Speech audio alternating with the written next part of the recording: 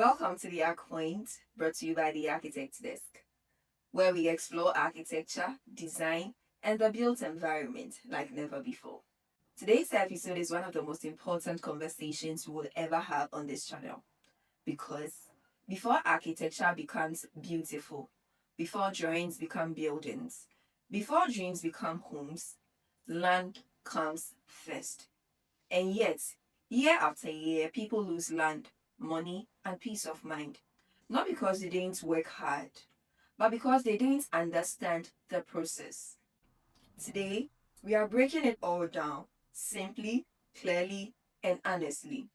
By the end of this episode, you will know what land ownership really means, the document you must never skip, and how architecture fits into protecting your investments. Let's get into it. The land architecture connection. Land is not just soil, it is the foundation of every architectural decision.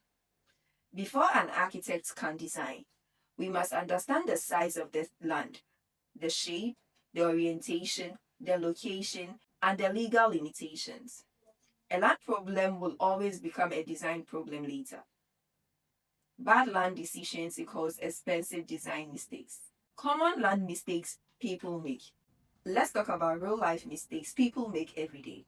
The first mistake is buying land without verification. Reason being that you trust a family member, a friend, or the seller. But trust does not replace process. The second mistake, designing before confirming ownership. People commission drawings before confirming land status. Later, the land is disputed and the drawings are useless. The third mistake, assuming documents equals safety. Many people have papers, but not the right papers. And this brings us to the most important part of today's episode, key land and property documents. This section is for everyone, not lawyers or developers. If land were a person, these documents would be its identity. The first document, site plan, what it really is. A site plan is simply a map of your land. It shows where the land is, its size, its boundaries, and what surrounds it. If land were a human being, the site plan would be its face and fingerprints. Without it, you don't truly know what you bought. The second document, indenture or lease, proof of transaction. This document answers one question: who gave this land to whom? It contains seller's name, buyer's name, description of land, duration, let's say 50 or 90 years, signature, and witnesses. Think of it like a receipt. No receipt, no proof. The third document, land title certification, legal protection. This is the strongest form of ownership. It means the government recognizes the land as yours. Think of it this way: indenture equals school ID, land title equals national ID. One is helpful, the other protects you everywhere. The fourth document is a search report, the truth check. A search is you asking the Lands Commission, is this land clean? It tells you if someone else owns it, if it's in dispute, or if it's government land. Skipping a search is like buying a used car without opening the bonnet. Document number 5, building permits before you build.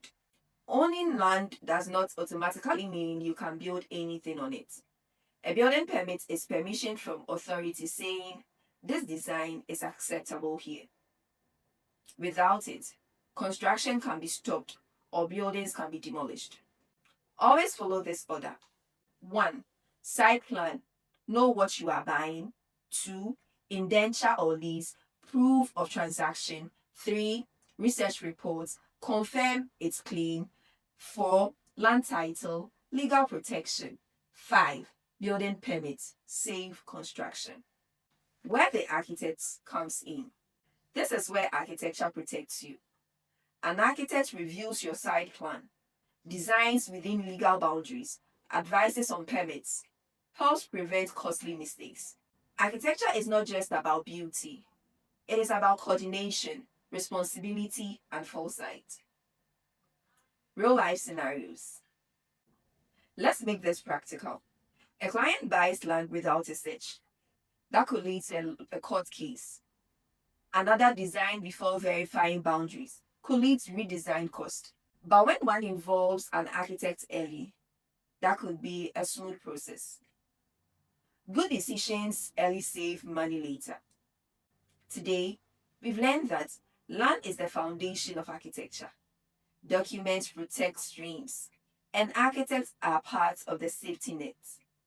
In the next episode, we take this further and talk about how land laws, zoning, and planning regulations directly affect architectural design and why ignoring them can cost you everything. You have been watching The Arc Point brought to you by the Architect's Desk. Stay inspired, stay learning, stay building. Arc Point, your window into the built environment.